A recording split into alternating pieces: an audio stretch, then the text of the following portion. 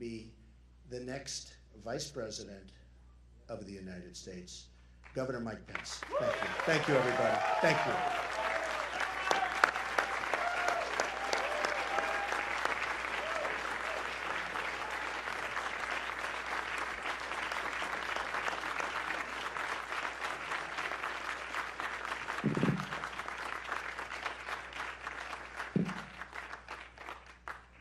On behalf of my family here and looking on, would you join me in thanking Donald Trump, Melania, and his entire family for the sacrifices that they are making to make America great again?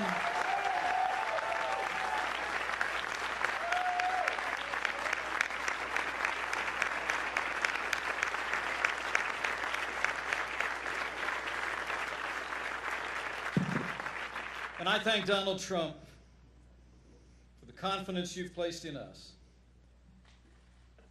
And I accept your invitation to run and serve as Vice President of the United States of America.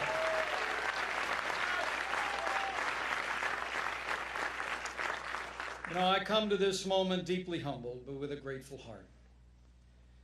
Grateful to God for His amazing grace. Grateful to my wonderful wife, Karen, and our three incredible kids, Michael, Charlotte, and Audrey.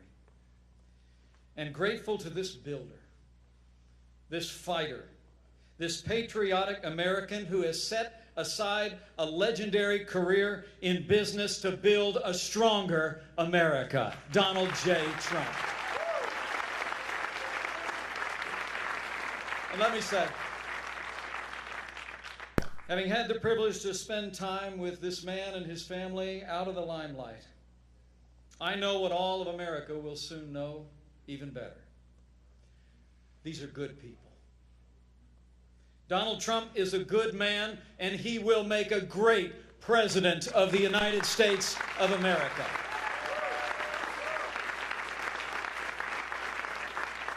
Donald Trump understands the frustrations and the hopes of the American people like no leader since Ronald Reagan. The American people are tired.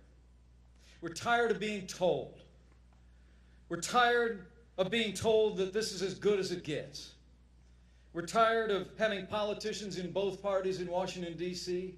tell us we'll get to those problems tomorrow. And as Ronald Reagan said, we're tired of being told that a little intellectual elite in a far distant capital can plan our lives better for us than we can plan them for ourselves. Donald Trump gets it, and he understands the American people.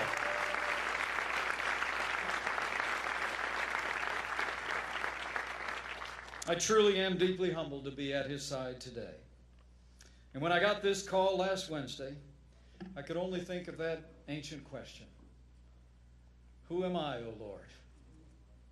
And who is my family that you have brought us this far?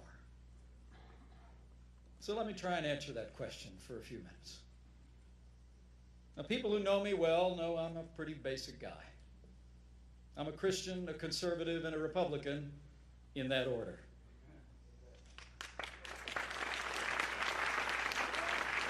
Now, while I currently have the privilege of serving the state that I love, I'm really just a small town boy who grew up in southern Indiana with a big family and a cornfield in the backyard. Like Donald Trump, my grandfather immigrated to this country. And in many ways, I grew up with a front row seat to the American dream.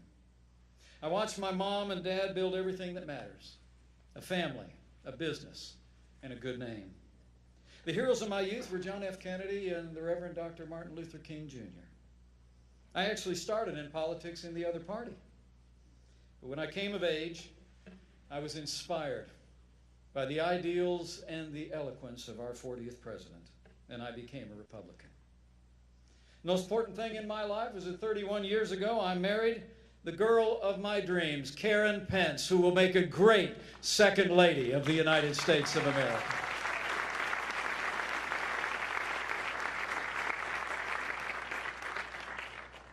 And while this office is an extraordinary office to which to aspire, the highest role I will ever play is DAD. and I'm a proud father of a college student, a graduate turned writer, and a United States Marine.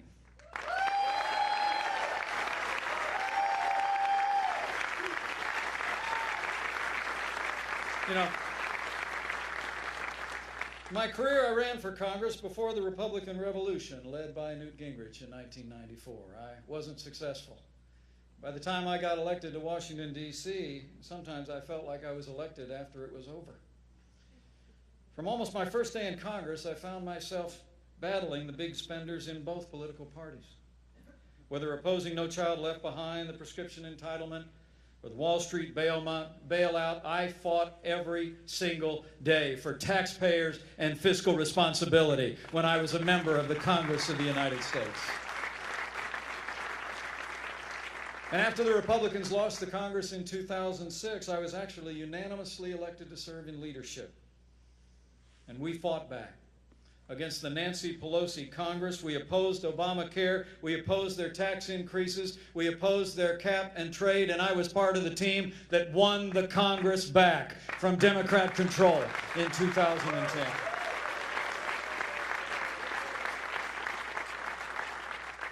And all that happened before I went back home again to Indiana. But I want to say I answered this call for two reasons. First, because I know from firsthand experience that strong Republican leadership can bring about real change, just like we've seen in the Hoosier State. And secondly, because Hillary Clinton must never become President of the United States of America.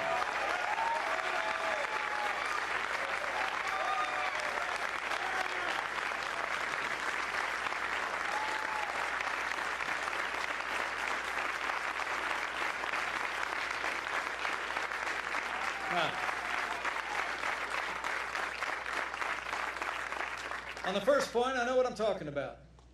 You know, in Indiana, we prove every day you can build a growing economy on balanced budgets, low taxes, even while making record investments in education, roads, and health care. We like to say Indiana's a state that works, and it does. Indiana works because Republican principles work every time you put them into practice. Today we have a $2 billion surplus and the highest credit rating in the nation. And since I became governor, Hoosier businesses, large and small, have created nearly 150,000 net new jobs. And we have more Hoosiers going to work than ever before in the 200-year history of the great state of Indiana. That's what Republican leadership gets you. And let me say from my heart, that's what the no-nonsense leadership of Donald J. Trump will bring to Washington, D.C. But elections are about choices. Elections are about choices. And I also joined this ticket because the choice could not be more clear. The stakes could not be higher. Americans can choose a leader who will fight to make America safe and prosperous again and bring real change, or we can elect someone who literally personifies the failed establishment in Washington, D.C. 7.5 years of Barack Obama and Hillary Clinton's policies have weakened America's place in the world and stifled our nation's economy. Terrorist attacks at home and abroad, grim and heartbreaking scenes from France just a few short days ago, the attempted coup in Turkey, all attest to a world spinning apart. History teaches us that weakness arouses evil. Hillary Clinton and Barack Obama's foreign policy of leading from behind, moving red lines, feigning resets with a resurgent Russia and the rise of ISIS is a testament to this truth of history, and we must bring a change to America's stand in the world.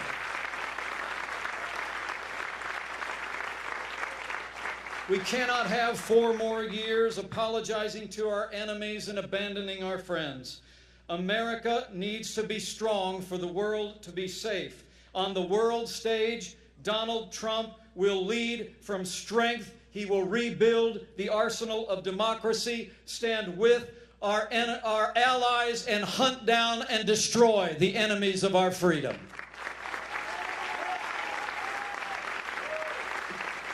And at home, the choice is just as clear.